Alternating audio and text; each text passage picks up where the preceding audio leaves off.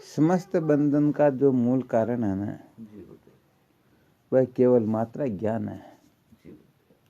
और अज्ञान की जो निवृत्ति है वही मनुष्य जीवन का सार होता है। तो अज्ञान की निवृत्ति के लिए साधन संपन्न होकर जो श्रोत्रिय ब्रह्मनिष्ठ गुरुदेव के सानिध्य में वेदांत का विचार करते हैं, वे साधक ही अज्ञान के बंधन से मुक्त हो पाते हैं। आराम समझ में। साधन संपन्न होकर के, साधन संपन्नता से मतलब होता है मल विक्षेप जाके नहीं, किंतु एक अज्ञान वे जब साधन सहित नर सोधिकृत मतिमान। अर्थात जो मल विक्षेप दोषों से रहित हो गए, मुक्त हो गए। और दूसरा क्या बताया? एक ज्ञान दोष शेष है, और इसके साथ ही चतुष्टय साधन संपन्न हो, विवेक, वैराग्य, फट संपत्ति और मुमुक्षुता, इन 4 साधनों से संपन्न हो। ये 3 बातें जिस साधक में होती है, वह साधक ही श्रोत्रिय ब्रह्मनिष्ठ गुरुदेव के सानिध्य में बैठ करके जब वेदांत का श्रवण करता है, मनन करता है, निधिध्यासन करता है। श्रवण का मतलब होता है वेदांता नाम शेषाणाम आदि मध्यावसानतः परमात्मा अनैव तात्पर्यमेति धी श्रवणम भवेत। युक्ति सहित वेदांत वाक्य के तात्पर्य का नाम, युक्ति सहित वेदांत वाक्य के तात्पर्य का निश्चय, इसको कहते हैं श्रवण। अभेद की साधक और वेद की बाधक युक्तियों के द्वारा अद्वितीय ब्रह्म का चिंतन, ये मनन कहलाता है। और अनात्माकार वृत्ति की वेदांत रहित ब्रह्माकार वृत्ति की स्थिति का नाम निधिध्यासन होता है। यह सजातीय वृत्तियों का प्रवाह और विजातीय वृत्तियों का तिरस्कार, इसको कहते हैं निधिध्यासन। तो ये श्रवण मनन निधिध्यासन उनका ही सफल होता है जो भी 3 सूत्र बताए ना, 3 सूत्रों में प्रवीण हो और श्रोत्रिय ब्रह्मनिष्ठ गुरुदेव का सानिध्य प्राप्त हो, वे ही इस अविद्या के बंधन से मुक्त हो पाते हैं। परंतु ये तो बताई उत्तम कक्षा के साधकों की। अब बहुत सारे साधक ऐसे हैं जिनका न तो अभी तक चित्त शुद्ध है, न विवेक आदि साधन जागृत हुए हैं। तो विवेक आदि साधन जागृत है ही नहीं, तो वो क्या करेंगे? न तो उनके भीतर गुरुओं को पहचानने की सामर्थ्य होगी, क्योंकि लोक परीक्षा की शक्ति को विवेक कहते हैं। परीक्षे लोकान कर्म चित्तान, परीक्षा करके देखना होता है। तो कहने का मतलब जिनमें विवेक जागृत है ही नहीं, वो कहने का मतलब पहचान कर नहीं पाएगा। और जो स्वयं पहचान नहीं कर पाता, वह फिर दूसरों के इशारे पर ही नाचते हैं। दूसरे जैसा कहते हैं वैसा ही करने लग जाते हैं। तो दूसरे कहते रे भाई वो बहुत अच्छे, वो बहुत अच्छे, अब पता नहीं बहुत अच्छे किस मामले में। क्योंकि सबको अपनी अपनी वासना के अनुसार ही प्रिय लगता है। जैसे 10 व्यक्तियों को बिठा दिया जाए और कहा जाए भाई आज सत्संग का कार्यक्रम रख रहे हैं, उसमें 100, 200, 500 व्यक्तियों का भोजन बनाना, बताओ क्या बनाए तो ठीक रहेगा? तो 10वां व्यक्ति जिनकी जैसी जैसी वासना, जिसको जो वस्तु अच्छी लगती है, वह उसी का संकेत करेगा, नहीं भोजन में तो ये होना चाहिए। आ गया समझ में? तो ऐसे ही जो विवेकी तो है नहीं, परंतु इनको जैसी वासना, जो वस्तु पसंद है, जिस वस्तु में महत्व ममत्व है, आसक्ति है, महत्व बुद्धि है, वह उसी का कथन करेगा। आगे समझ में? तो जो जितना जानता वो उतना ही तो बता सकता, आगे बताए तो बेचारा बताए कहाँ से? तो स्वयं में तो विवेक है नहीं, और दूसरों के नचाए, दूसरों के कहे अनुसार करते हैं। तो दूसरों में जितनी बुद्धि होती है उस प्रकार से कह देते, अरे भाई वो महात्मा वो अच्छे हैं, उनके तो आगे पीछे 100, 500, 1000, 2000 संत महात्मा आगे पीछे ही चलते हैं। परंतु यहाँ पर ऐसी बात होती ही नहीं। कहते हैं ना, फूटी आंख विवेक की, सूझ पड़े नहीं संत, हाथी घोड़ा पाल की, सोई कावे महंत। तो ये ऐसा यहाँ पर काम नहीं चलता। यहाँ पर वोट बैंक से काम नहीं चलता। यहाँ पर गिनती से तात्पर्य नहीं होता कि उनके पीछे एक है या 1 करोड़ है। जैसे 5000 भेड़ें मिलकर के भी क्या एक सिंह का मुकाबला कर सकती है? नहीं कर सकती है, क्योंकि सिंह सिंह ही होता है। अब कोई कह दे नहीं नहीं ये तो 5000 है, तो 5000 के सामने तो एक क्या है, परंतु उनको पता ही नहीं। एक यदि गर्जना कर दे तो 5000 का पता ही नहीं लगता। वो जगह की जगह बहुत सारी तो बेहोश होकर मरी जाती है।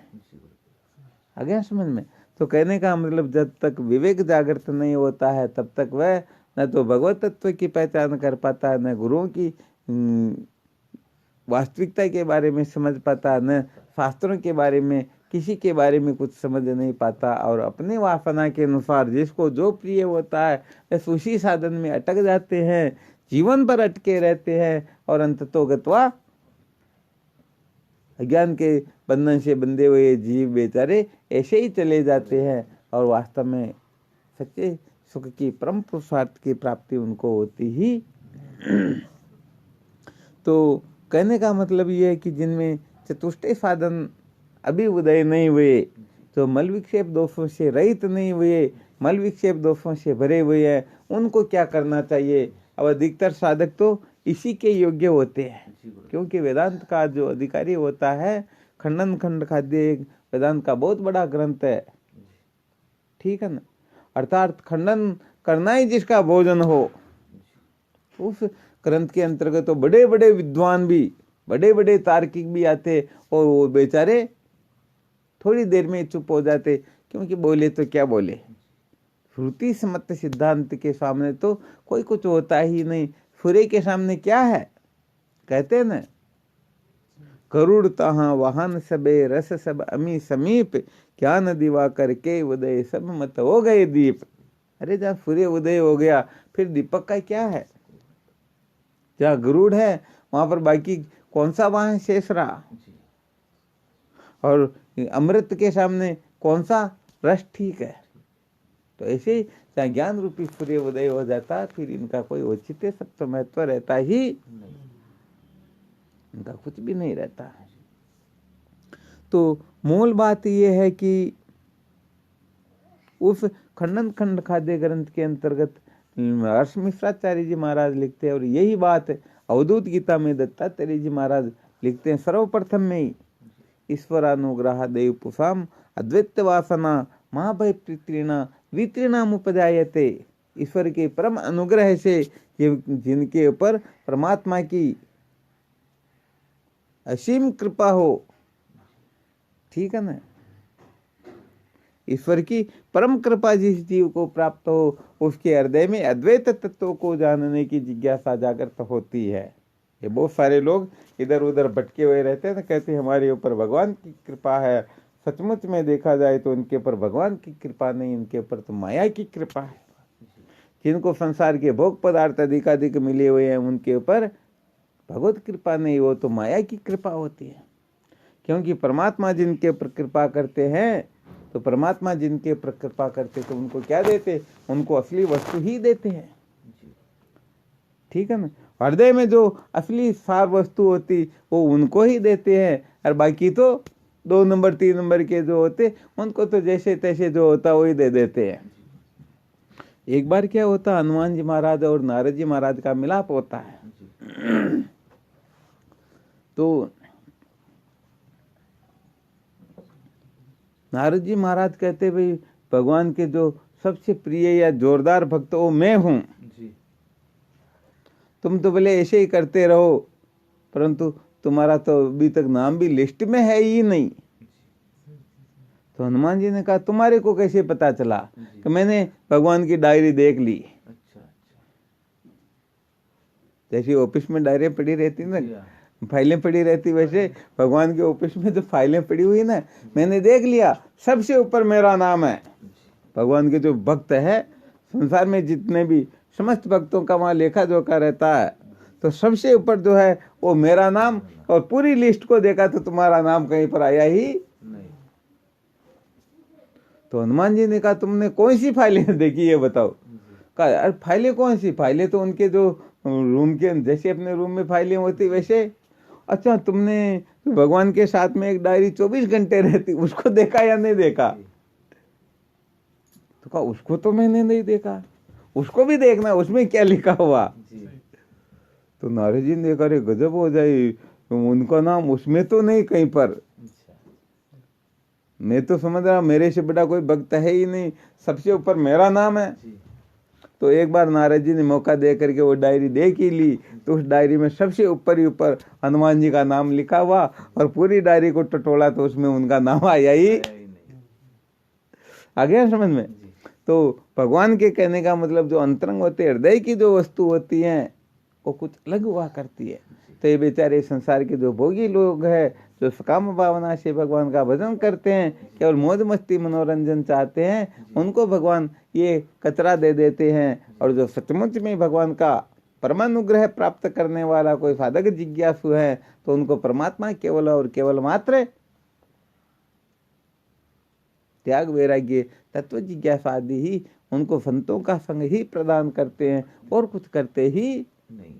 तो ईश्वरानुग्रह दे पुषा मद्वैत वासना, जिनके पर ईश्वर की परम कृपा हो, परम अनुग्रह जिस जीव को प्राप्त हो, उसके हृदय में ही तत्व को जानने की, अर्थात परमात्मा को तत्व से जानने की जिज्ञासा जागृत होती है। वरना तो बेचारे नाम रूप में अटक करके, जो अपने को जैसा समझते भगवान को भी वैसा समझ करके ये फोटो बनाने वाले कैसे बनाते हैं?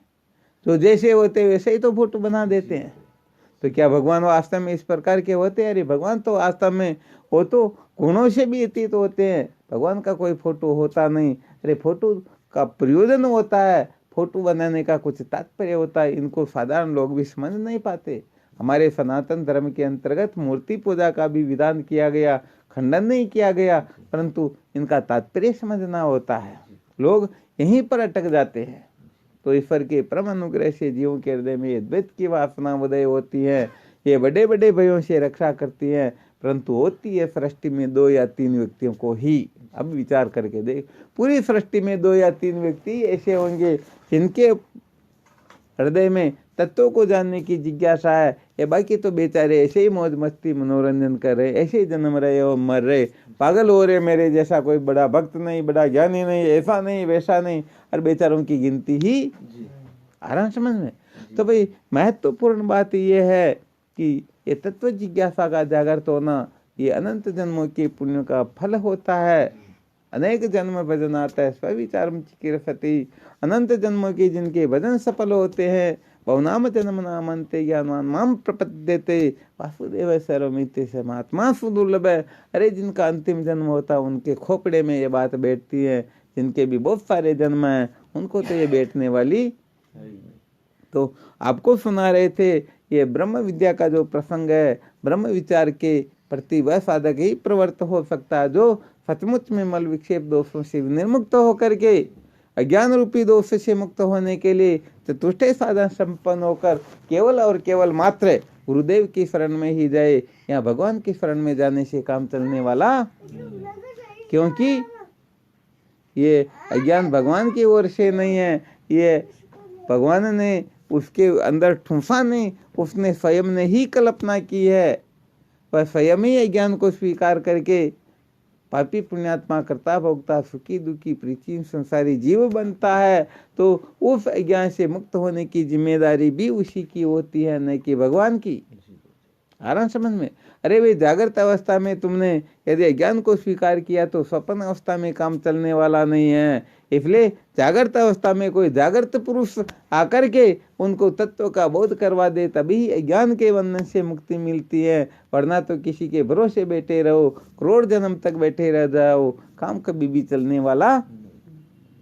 तो जिन साधकों में तत्व की जिज्ञासा जागृत हो गई और आगे की ओर बढ़ गए, उनके लिए तो ये जो अभी अभी जो बातें बताई इनके बारे में विचार करते रहना। परंतु कुछ कुछ साधक ऐसे होते हैं जिनका न तो चित्त शुद्ध हुआ और न विक्षेप दोषों से मुक्ति मिली, और अभी तक विवेकादि साधन जागृत नहीं हुए।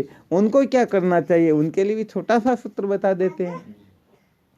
जैसे स्वामी रामसुदास जी महाराज सुनाया करते थे, केवल मात्र इतना सा समझ लो, जिनके हृदय में अभी तक तत्व जिज्ञासा जागृत नहीं, मल विक्षेप दोषों से छुटकारा नहीं हुआ, जो समझ नहीं पाते हैं उनके लिए एक छोटा सा सूत्र, और वह सूत्र राम सुखदास जी महाराज प्राय बस इसी के ऊपर जोर दिया करते थे, और वह सूत्र है मैं भगवान का हूँ भगवान मेरे।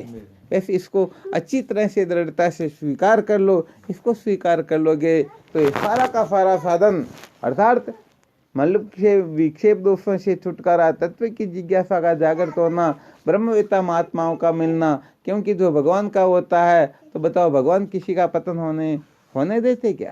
अरे सवाल ही नहीं है। भगवान तो यहाँ पर बड़े डंके की चोट से गरज गरज करके कह रहे हैं तेसाम सतत युक्ता नाम भजताम प्रतिपूर्वकम ददामी बुद्धि योगम तम एन मामोप्यांति ते। हे अर्जुन, जो मुझे इस प्रकार से नित्य निरंतर एक ही भाव से बचते हैं महाराज, उनका तो भगवान ठेका ले रहे हैं। आ गया समझ में? परंतु कोई ये देख ले भगवान ठेका ले रहे तो भगवान स्वयं मुक्त कर देंगे, काम चलने वाला नहीं। हाँ, भगवान तो कृपा करेंगे तो ब्रह्मवेत्ता महापुरुषों से उनका संबंध जुड़वा देंगे, और फिर ओ जाने उनका काम जाने। तो देखो यहाँ दो छोटे छोटे सूत्र, इसका थोड़ा विज्ञान बताते हैं। समझो किसी ने निश्चय किया मैं भगवान का हूँ। क्या निश्चय किया? मैं भगवान का हूँ। मैं भगवान का हूँ। तो अब बताओ उसे संसार के किसी भी पदार्थ को प्राप्त करने के लिए स्वतंत्र रूप से कुछ कचरा करना पड़ेगा क्या? अरे मैं भगवान का हूँ, इसका मतलब सारा का सारा करने वाला तो वही है ना।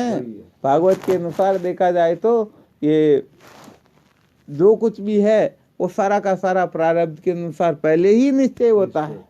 आ गया समझ में? तो जो भगवान के होते हैं तो बताओ भगवान इतने कमजोर है क्या कि उनकी व्यवस्था में कोई कमी रहने देंगे? परंतु भोले जीवों को ये विश्वास तो होता नहीं।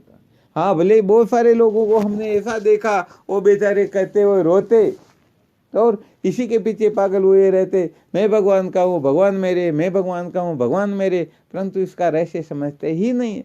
अरे तुम भगवान को के हो तो तुमको किस बात की चिंता करनी? चाहे सो प्रतिपाल श्री रामदास गोविंद। अरे कहने का मतलब जो भगवान के हो गए तो फिर तो कहने का मतलब भगवान तो यहाँ डंकी की चोट से निश्चिंत कर रहे हैं। सर्वधर्मान परित्यज्य माम एकम शरणम व्रज एम तो सर्वपापेभ्यो मोक्षयिष्यामि मा शुचः। हे अर्जुन, मैं तुझे समस्त पापों से मुक्त कर दूंगा, ऐसा ठेका ले रहे हैं। अब हम समझते वास्तव में अच्छी तरह से विचार करना, हम पाखंड करते हैं, थोड़ी देर के लिए कह देते मैं भगवान का हूँ, परंतु सचमुच में वह ऐसा निश्चय नहीं करते हैं। वो तो समझते मैं तो मेरी पत्नी का हूँ, मैं मेरे बेटे का हूँ, मैं मेरे फलाने टीकने का हूँ, मैं बंगले का हूँ, उसका हूँ उसका हूँ उसका हूँ, ऐसे हजारों कल्पना जरूर कर लेंगे, परंतु मैं भगवान का हूँ ये तो एक प्रकार से खाना पूर्ति की जाती है, पाखंड किया जाता है, लोगों को बेवकूफ बनाया जाता और अपने को बहुत बड़े धर्मात्मा या भक्त होने का ढोंग करके केवल अपना स्वार्थ सिद्ध करना, इसके सिवाय और कुछ होता ही नहीं। इसलिए सचमुच में जो मैं भगवान का हूँ ऐसा स्वीकार कर लेंगे तो सच्ची बात है, बात ही कुछ और हो जाएगी। अच्छा, कोई ये निश्चय कर ले भगवान मेरे हैं, तो अब विचार करके देखो उसे संसार की कौन सी वस्तु प्राप्त करना शेष रहा?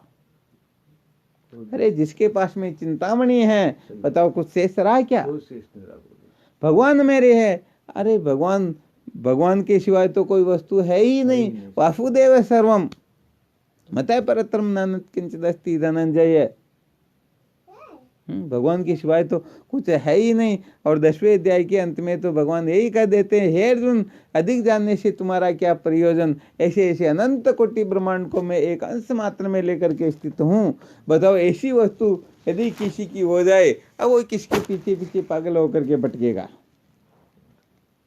जिसके पास में मास्टर चाबी है, वो तो उस चाबी से मतलब ही नहीं है उसको। जो कहने का मतलब राष्ट्रपति जिनका खास हो गया वो, तो कौन से सरपंच के पीछे उसको हाथ जोड़ करके भटकना? तो लोग कह तो देते हैं मैं भगवान का हूँ, भगवान मेरे, परंतु इसके विज्ञान को नहीं समझते हैं और न समझने के कारण सचमुच में बहुत बड़ा गड़बड़ घोटाला कर बैठते हैं।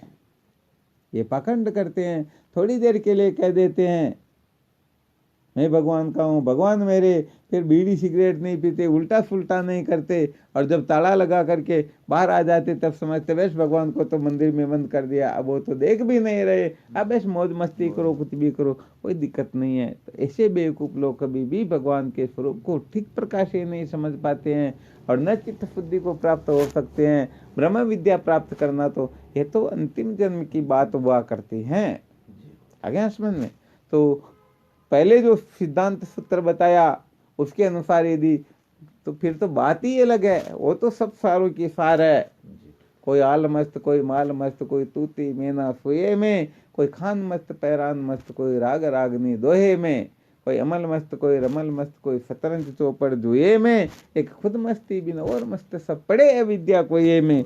अरे जब तक आत्म तत्व का बोध नहीं होगा तब तक तुम यदि किसी परोक्ष वस्तु को महत्व दे करके उनके पीछे पागल हो रहे हो तो सचमुच में कभी भी बंधन से मुक्ति प्राप्त कर ही नहीं सकते हो। अतः बंधन से मुक्त होने के लिए तो केवल और केवल मात्र परमात्मा के बोध की आवश्यकता हुआ करती है।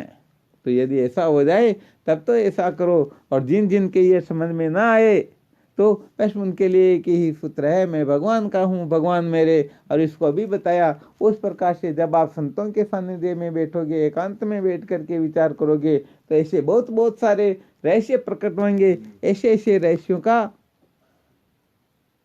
प्रकाश होगा कि बात ही कुछ और हो जाएगी। ठीक है, तो ये एक प्रकार से कोई मंत्र जपने का मंत्र नहीं है। हाँ, ये तो एक प्रकार की निष्ठा होती है, होकर के देखो, फिर देखना वास्तव में बात ही कुछ और होती है या नहीं होती है। 3 दिन से जिनको रोटी का एक टुकड़ा भी नहीं मिलता, समझो वो फेंकी हुई पतलों को चाट करके जो जी रहा हो, पैसे कैसे होते जिन्होंने दर्शन ही नहीं किया हो, खाने पीने में भी जिनके ऐसी व्यवस्था, तो बताओ भोजन की पैसों की हो सकती क्या? ऐसा व्यक्ति भी इतना कंगाल, इतना दुखी, इतना परतंत्र, बड़े दुखी व्यक्ति को भी यदि कोई अरबों खरबोपति सेठ ये निश्चय कर ले बस मुझे तो इस बच्चे को ही गोद रखना है, बस ये बच्चा अब मेरा, आ गया समझ में, तो बताओ वह उसी समय अरबों खरबोपति हो जाता है या नहीं होता? अरे जो भगवान की शरण में, कहने का मतलब छोटा बच्चा माँ की गोद में बैठ करके चक्रवर्ती सम्राट को भी आप ऐसे कह देता है। तो ऐसे ही यदि कोई निश्चय कर ले मैं भगवान का हूँ, भगवान मेरे, इस संसार की ऐसी कौन सी वस्तु है जो उसे समझ में आ रहा है या नहीं आ रहा? परंतु कहने का मतलब निष्ठा नहीं होती है, ऐसी समझ ठीक ठीक नहीं होती है, पाखंड कर लेते इसलिए बात बिगड़ जाती है। वरना ये तो बहुत बड़ा पौरुष है, ये बहुत बड़ी, हाँ ये साधारण बात नहीं है। ये टेटे में करने वाले बालकों के वश की तो बात ही नहीं बेचारों की। मैं भगवान का हूँ, भगवान मेरे, ये कहना हर किसी के वश की बात नहीं होती है, बहुत ऊंची बात है। परंतु ब्रह्म विद्या भी इसे अनंत गुणा पर हुआ करती है। ठीक है ना? इसलिए अच्छी तरह से निर्णय करके फिर अपन कौन से साधन के अधिकारी हैं उसी साधन के अनुसार अपने जीवन को बनाना चाहिए। इसी में मानव जीवन की सार्थकता निहित है। बोलो सच्चिदानंद गुरुदेव की।